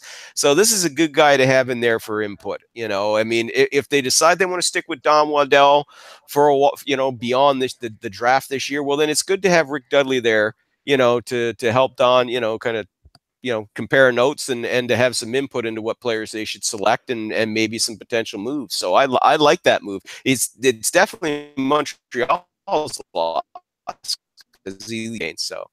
But I like that move on their part. Go Carolina Thrashers. Who's gonna be wheeling and dealing? Like who are the teams that are in this lottery that are just like, you know what, maybe we can get rid of this deal because it didn't go the way we thought here in Edmonton. I mean, in city mentioned here. Inserts name of city here. Well, first of all, can I just say how disappointed I was that Edmonton didn't win the draft lottery? Because I wanted to see Twitter just explode. I wanted to see people lose their shit. I that agree happened. with it I really did. Because also, if that had happened, you would have seen a huge push on the part of the rival general managers and rival members of the board of governors to change the draft rule so that if you get the first overall pick, you're ineligible for the next 2 seasons or ineligible for the next 3 seasons, or you know what I mean? Like or you drop out of the top 5 or you drop out of the top 10 for 2 years, but you can't possibly get the first overall pick again. Because people just would have lost their friggin' minds if that had happened, if Edmonton had won it. It would have been very entertaining, though. I was really looking forward to that. I was really hoping Edmonton would get it because that would have been my entertainment for the night, was just watching Twitter. Fuck the game. Look, these people are losing their minds on Twitter over Edmonton getting the first overall pick. Would have loved it. Would have been great. Yeah. As far as are you talking about like teams trying to just teams who want to might want to move their selections, either just to get something in there, to get something you had a report out of Montreal suggesting that that Marc Bergevin should trade that third overall pick, maybe package it with Max Pacioretty and bring in that first line center that they've been lacking since whenever, but who in the hell's out there that you can acquire for that kind of package? I mean, Ryan O'Reilly with Buffalo might be available, but is he really, listen, I would love to see as a Habs fan, I would love to see Ryan O'Reilly in Montreal, but I don't want to see Montreal give up that third overall pick to get that guy. If you want to go swapsies and send them like Pacioretty, or if you want to send them Galchenyuk and maybe a couple of your second round picks or something like that, then fine, go for it. But don't give up. Sorry, you could get yourself a really good young player. Maybe somebody like Brady Tkachuk or the young kid from the Halifax Mooseheads. Oh shit, what's his name? Zadina? Yeah, that sounds right. Yeah. You could get yourself a really you're not going to get Rasmus Dahlin. He's going to Buffalo. Carolina might grab Tkachuk or Zadina, but you could get one or the other. You're still going to get a really good player. It'll be a winger, but it'd still be worthwhile. You need scoring. Jesus, yes. If he's a winger, who cares? Bring him in. But who out there? What team out there is going to be willing to part with a first line center for the third overall pick and Max Pacioretty? Well, I can't think of anybody. How many teams have a first overall center that they want to trade? Exactly. Yeah. Nobody's making that Nobody. move.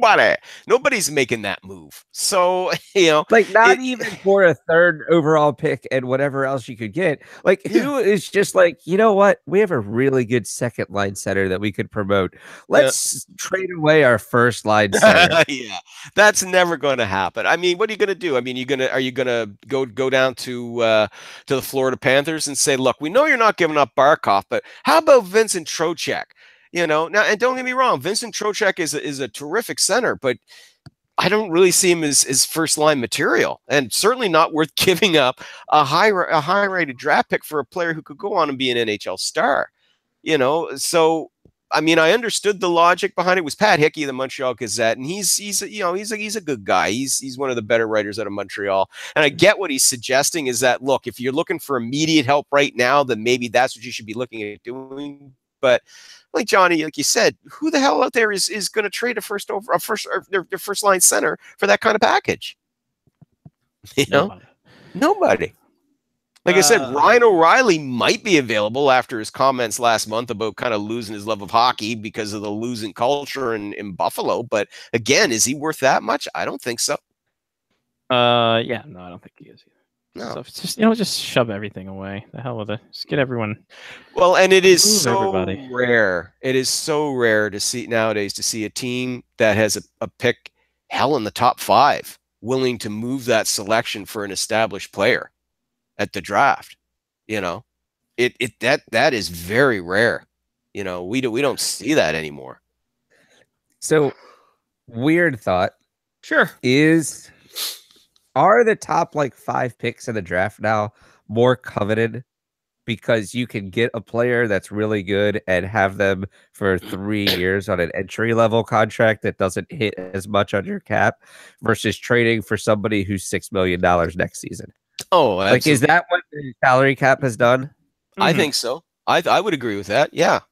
Because as you said, you get yourself, well, geez, I mean, just even look at the last 3 first overall picks, for heaven's sake, with the, Connor McDavid, Austin Matthews, and Nico Heishier.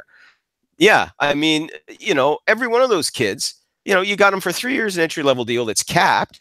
They're not going to pay out more than $3.75 million, even if they hit all their bonuses. So that's very affordable. And you got a young star right off the bat, boom, that's contributing to your roster and that's making your team better.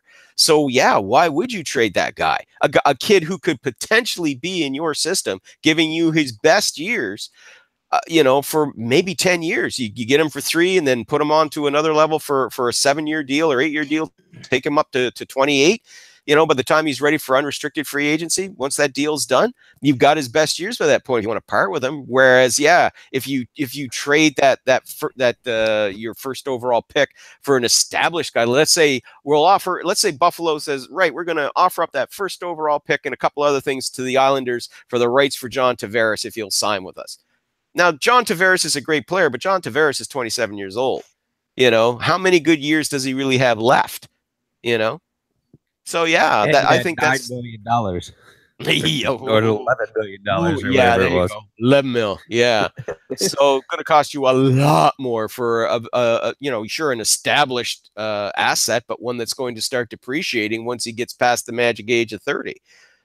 Whereas, hey, you keep this kid, geez, you're going to have him for his best years in his prime during his 20s.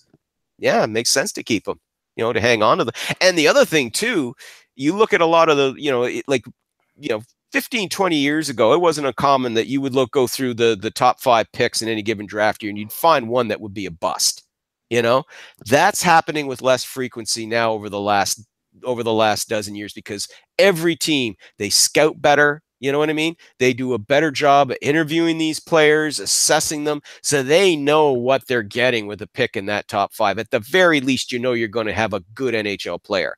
I mean, Montreal got Galchenyuk, was it 5-6 years ago? Was it 2012 overall? Now, Galchenyuk isn't a big star like they were expecting to be, but he's a very good player. He could be a better player if he was used properly. And maybe if he go and when he ends up getting traded to another team, I'm sure he will be playing easy. I'm sure he will put up better numbers, but he's still a very good player that Montreal got for a 3rd overall guy. So, I just think, yeah, with improved scouting techniques and evaluation techniques, yeah, you know you're going to get an excellent player in the top 5 every year now. So it's rare to see a guy that's a top 5 pick who's a bust. And who was the last first overall pick that was a bust? Rick DiPietro. No, sorry. Hey. I think that may be it. NHL draft first. Would you consider Yakupov? Yeah. Yakupov, I would say, that would be one instance. That's the first, But you look at all the other picks in between there, the first overall guys like Stamkos, guys like Patrick Kane, like McDavid and Matthews and Eric Johnson. Pardon me? Eric Johnson. I mean, he's had a long, productive career to this point, aside from golf carts. That's true. Yeah, it's very true. But he, if it wasn't for all the injuries, I mean, but hell, he's still a very good player. I wouldn't say he's a bust. No. But yeah, in most cases now, I mean, the only one that you could say was Yakupov. And to be fair to Yakupov, though, look at the situation that he was put in where he went. With all the different coaches messing with him, trying to get him to change his game one year to the next. I mean, Edmonton ruined that kid. He is a natural scorer, but they ruined him. Big time ruined him. I'm not saying he's totally blameless. I mean, some of it obviously is on him, but they really messed that kid up. They really did. And look how long it took for Taylor Hall to reach his true potential. I mean, even by Hall's own admission, he said when he played in Edmonton, the final years he played in Edmonton, they said, they just stopped listening to the coaches. They stopped listening to him. So, not a good situation to be in. And that's, and that sort of thing. But for the most part, overall, all the picks wound up panning out well. Tavares, Taylor Hall, they panned out well. You got to go all the way back to Alexander Daig to really find one that didn't really pan out. Or the Thrashers pick in Patrick Stefan. I mean, Stefan had a decent NHL career though. You have to use his entire title per Sean. Future overall #1 draft pick, Alexander Daig. Former overall #1 draft pick. Yeah. Yeah, that's it. Yeah. No, I think Stefan over Daig. Yeah. Definitely. Yeah, Daig at least had a couple of seasons there where he put up some good numbers. It's just Daig that was a case of the wrong player with the wrong team. Yeah. At that time. Sure. Would we say that Chris Phillips lived up to his #1? Yes, absolutely. Yeah, oh God, yeah. God, yeah. Yeah. He was a terrific shutdown defenseman, stay-home defenseman, totally very reliable. Not like they said, it didn't put up big numbers. It's not all, it's not really what you would call, I guess, the sexy pick, because those are the ones who put up, all kinds, score a lot of goals. But man, he was a stalwart for the Senators for years on that blue line. Mm-hmm. He was a key part of that blue line, especially during their glory years. So, stalwart is such a great word. Yeah. That's why I'm fond of it. I try to work it in there, All right. Somebody swallowed it. Somebody hit his thesaurus open to the S's today. Exactly. How about here's this one. Here's a fun one. And yes, Waz, I do have to leave shortly. But who is the last #1 overall pick that did not go straight into the NHL? Ooh. Who didn't go straight into the NHL? Marc-Andre Fleury? Rick DP. No, Fleury started the season. That's right. Yeah. And then he went back to Cape Breton. Because Pittsburgh was really, really, really, really bad that year. Not that great. Yeah, I almost want to say DP. I think, it might be. It could very well be. Back in 2000, yeah. Yeah. Nash, Andre Fleury, everybody else went right in. And again, that's another example of a player, ruined by just an awful team. Milbury. Yeah, you can say it. How that, again, I say it once, I say it 1,000 times. How that man has a job as an analyst. I mean, say what you will about Don Cherry, but the man did win Coach of the Year, and he did, and he did send the Bruins to the Stanley Cup final twice.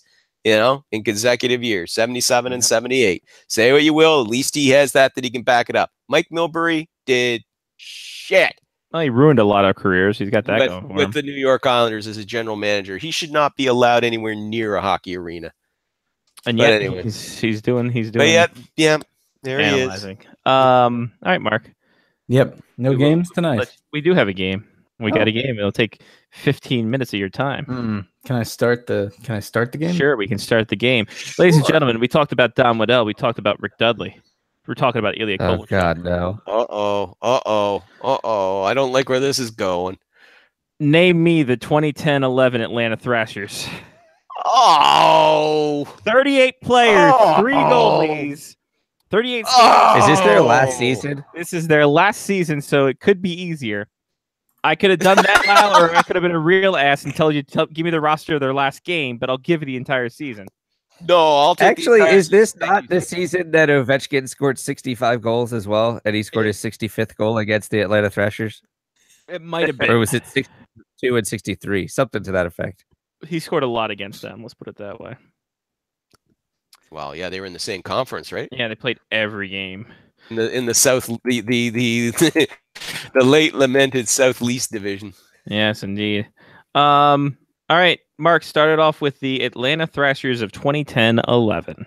I can't remember the goalie's name, but he's the one who had the seizure on the ice when the Caps. Oh God, really? Gonna need more than that. And it wasn't a seizure. I think he just passed out. But anyway, I can't remember what his name is. But I'll move on. I'll take Tim Erickson. You know That's who rather it is. dark, man. You do know the who one it who hit the I forget what his name was. Holy shit! Is He's not dead. I should laugh. Can I just say it then? Yeah. Go ahead. Hold on. Who did Mark say? Mark. Tim Erickson. Sorry. Oh. Johnny. Scott Erickson. No. Pavlik. Andrei Pavlik was that's the the goalie one. that had Andrei Pavlich. on the ice. On the board. Yes, he passed out against the Caps. On the ice. Okay, so this is 2010-11, right? Yes, sir. Okay. I will say Evander Kane. Correct, sir. Thank you. Back to Mark. Are you sure Tim Erickson wasn't on that team? I'm looking at the roster here. Scott Erickson had a better chance of being on that team. Yeah, true. Brian Little. You're correct, sir. To Johnny. Nice. Here we go. I'm gonna go with Tobias Edstrom. Oh, look at this. Just this simple, kids. Just this easy. It's just like the Flyers goalies last week. Shut up. Here we go. We're gonna name 10 players, and then we're gonna have just hit hit on this team. Second wall after that. Dustin Bufflin. There it is. See, just this easy. Yeah. This is one of those deceptive ones, isn't it? Yeah. I feel like Alexei Zhitnik was on this team. Go way too far back. Fuck you. Yeah, he was on the Thrashers at one point, though. You're right. To be fair, I think everyone was on the Thrashers at some point. Johnny. Ah, man. Who else was on this team? No, I don't think he was.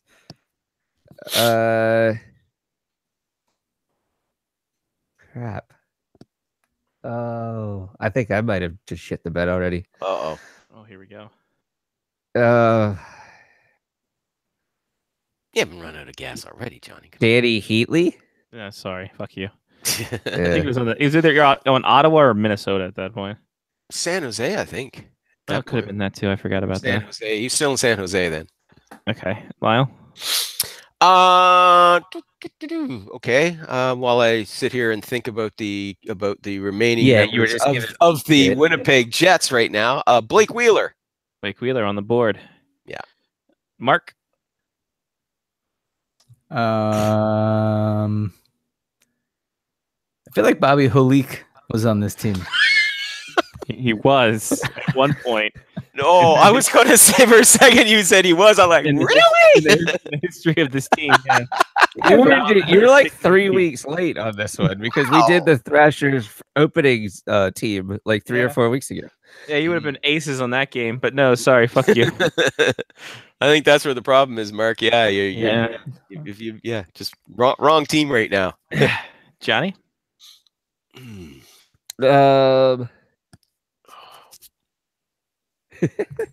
This is so dumb.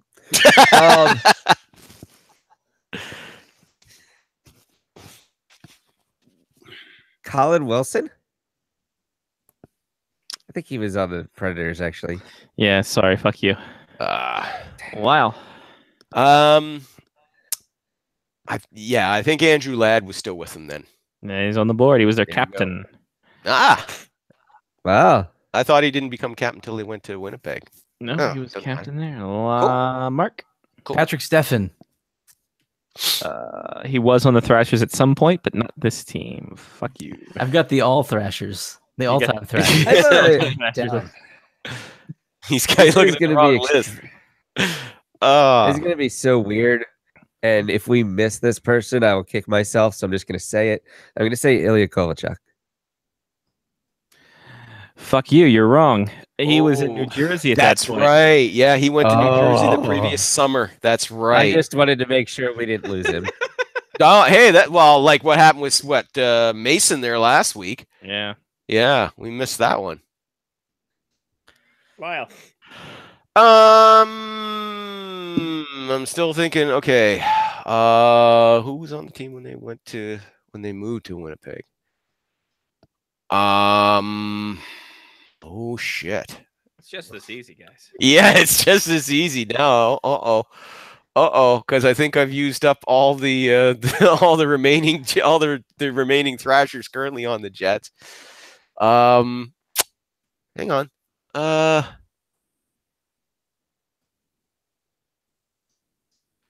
Bogosian? Saves it. Oh, Look at him. that's a good one. Good pool. Great pool. Oh, We're minus 27 on the season. I was trying to remember. things never I was change. trying to remember who played with Tobias Edstrom because I knew who it was, but that's who it was. To Mark. Mark Savard. Sorry. Fuck you. He was with Boston. I thought he hadn't maybe gotten traded yet No. or signed. I gotta go. I'll be right back. All right. Lyle's going to get his Atlanta Thrashers manual. Yeah. Hang on. Here comes the Atlanta Thrashers media guide from 2010-11. Okay.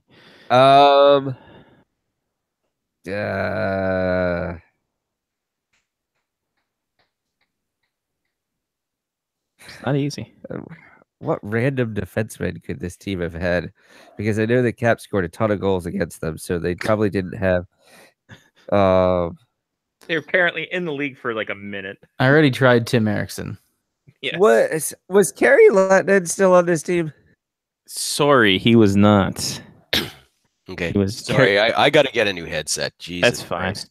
This is gonna be nothing but grief. Kari Lettinen not on the board.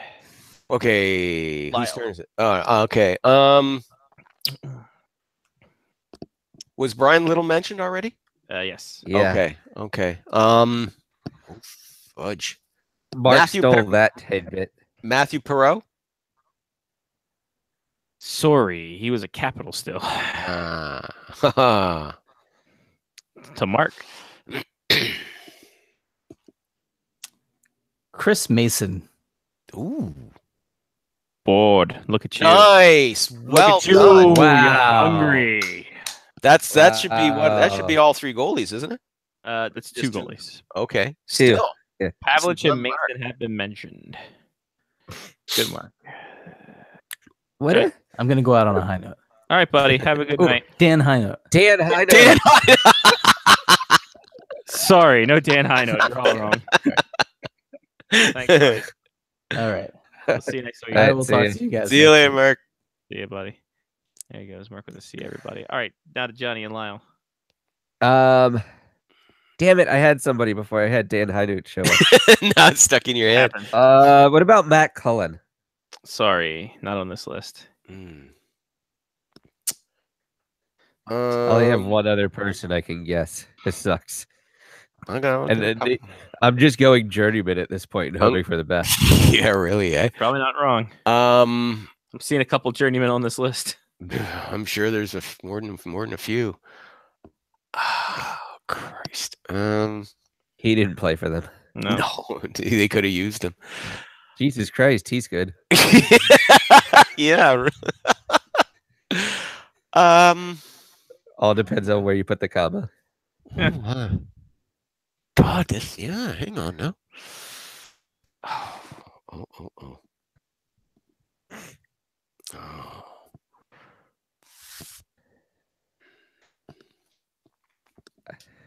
While Lyle's thinking, I do always love this part of the show because I always think that we paused and Lyle left. And like I'm trying to put like an ad in at the end of the show, but it's just like we're just thinking and then I have to wait for like 5 or 10 more minutes. Ben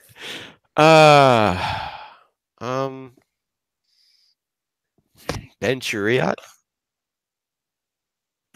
Sorry. Yeah. Sorry. A little early for him, I think. Yeah. Johnny, you got any more? The only other person that I can think that may have been on this team is Yannick Perot. Sorry. Fuck you with that. Mm. Yannick Perot, the fuck out of here with that. Why? Okay. He won face-offs for like 85 teams in the True. NHL. It's true. Even the Quebec Bulldogs. Lyle, you got any more on your head? Yeah, I'm thinking there's a young guy they had. I'm just trying to remember his name. Philip Forsberg? Thomas. You're not helping, Johnny. It's a Russian kid. Alex Ovechkin. No. You're not helping either, Scotty. We have one from the boards. Burmistrov? Burmistrov on the board. That's the kid I was trying to remember. Yeah. Nice. That's going to be it for me now because my Johnny, did he snipe the comment on the board? No. I didn't want to say this beforehand, but AJ has chimed in with Nick Antropov. Antropov on the board. Ooh, that's right. Yeah. All right, so here's the rest of it. Okay. Because I think you guys are both out of fuel, but a very good showing. Mm. Ladd, Bufflin, Enstrom, Little, Kane, Antropov, Anthony Stewart. Oh, yeah. Rich Peverly. That's right. He went with Wheeler from the Boston trade. That's right. Yeah. Nicholas Bergsfor. What's a Bergs for? You only the kid from the Devils? 11 goals a year. He used to be with the Devils, wasn't he? I think he was. Yeah. He was with the Devils. That I always loved the joke. I enjoyed the joke, but I didn't mean sorry.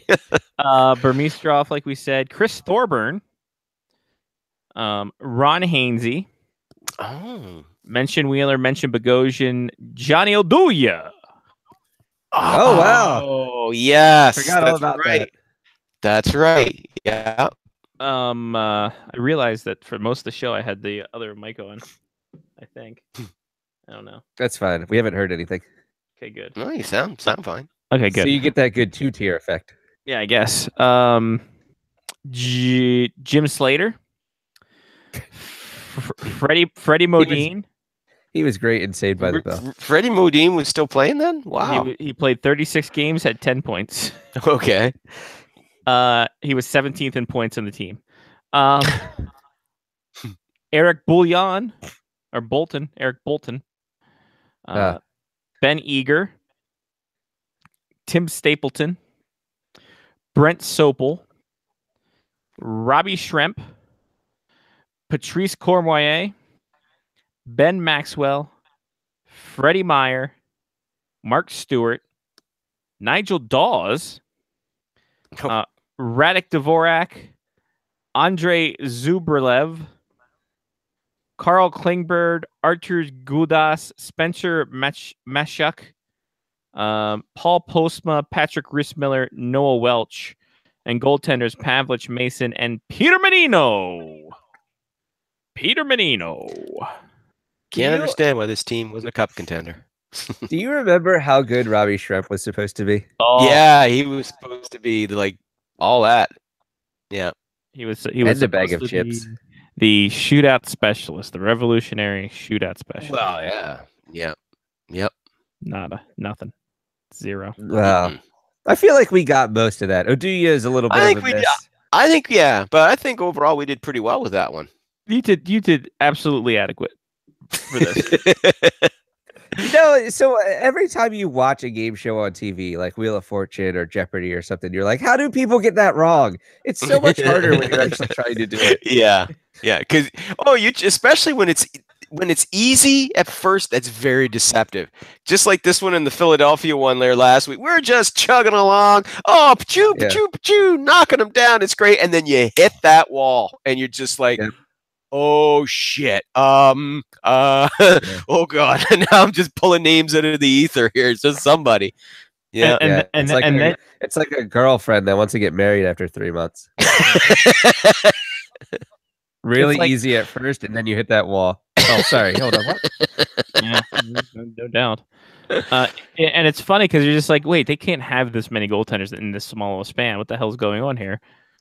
Oh God, why do I have so many goalies? I still can't believe we missed Steve Mason out of that last. I still couldn't believe we missed that one.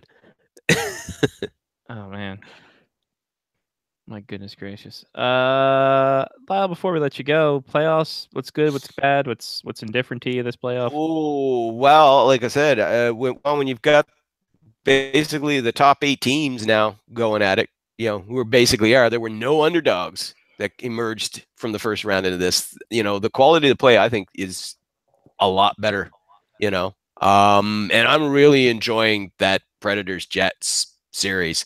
That has so many twists and turns. It's just crazy. And I also am enjoying the ongoing rivalry that is Capitals Penguins. That one's been both those games last night, by the way, dandies, just great hockey. I really enjoyed it, so hopefully out of those series they keep on. I just wish that I had more time to be able to watch those games out on the West Coast damn late, and then I'm just at times just stuck looking at highlights. I try to watch, tape it, record it, and try and watch it the next day. It's just like, yeah, I got shit to do. Okay, fast forward through. Let me see the highlights. Okay. But yeah, so far, terrific second round so far. I will leave you with this. Tomorrow night, Thursday night, for the Charleston River Dogs baseball team, we'll be putting on Jamaican bobsled night. They will have a Jamaican. Just when you thought you couldn't come up with any new ideas. Now, it's the 25th anniversary of Cool Runnings, so they will have Jamaican bobsled team jerseys, and also at the event, Dougie Doug, the star of Cool Runnings. I swear to God, if they don't give out lucky eggs as a souvenir, they're missing the boat. That's a major get right there. Yeah, huge get. Evening festivities will feature bobsled photo opportunities, meet and greet with Dougie Doug, along with push cart races, Olympic trivia, and medals awarded to the top competitors of the night. It's also Budweiser Thirsty Thursday at the Ball Yard, featuring dollar beers in the Ashley View Pub as DJ Natty Heavy spins tunes featuring inspiration from the Caribbean. Don't miss out on Sanka iced coffee drink specials to cool off during the game. He has to change Daddy now. Yeah, I know, right? DJ Natty Heavy. That's fantastic. So yeah. There you go. Dougie Doug. That's a huge get, ladies and gentlemen. There you go, man. All right. Well, Lyle, it's been real. It's been fun. It's been real fun. As always, we will talk to you again next week, brother. Talk to you next week. Y'all have a good week now. You too, buddy. Peace. There he goes. Wow. Well, it drops out faster and faster every week. It does. SpectorsHockey.net, the sporting news, other places. Just go to @SpectorsHockey on Twitter. Find all his junk. Shout outs, Johnny. I'll give a shout out to AJ. Every week he seems to get somebody in our list. Mm-hmm. It's almost like he's on the internet. And I'll give a shout out to Playoff Hockey. It's been on every night. Actually, so I'll give a shout out also to NHL Network. I've been watching a lot more NHL Network recently. Not so much like caring about watching games themselves, but watching the NHL Network and having people talk to me about games and then going to live look-ins or showing me like a goal that occurred. I'm completely okay with that. Actually, watching the game, I haven't done a lot of. I don't think outside of a 3 p.m. game, I don't think I've seen the end of a single hockey game in the playoffs so far. Because sleep is a better option for me, I'd say. But yeah, all in all, good. I love playoff hockey. I don't think that there's anything more polarizing in life than a political election, a football, or sports, basically. So yeah, this is where people become fans of teams. Fans of teams come out from the woodwork that were never actually fans before. You can tell that people don't understand a fucking thing about hockey, but they still want to talk about it, which is awesome.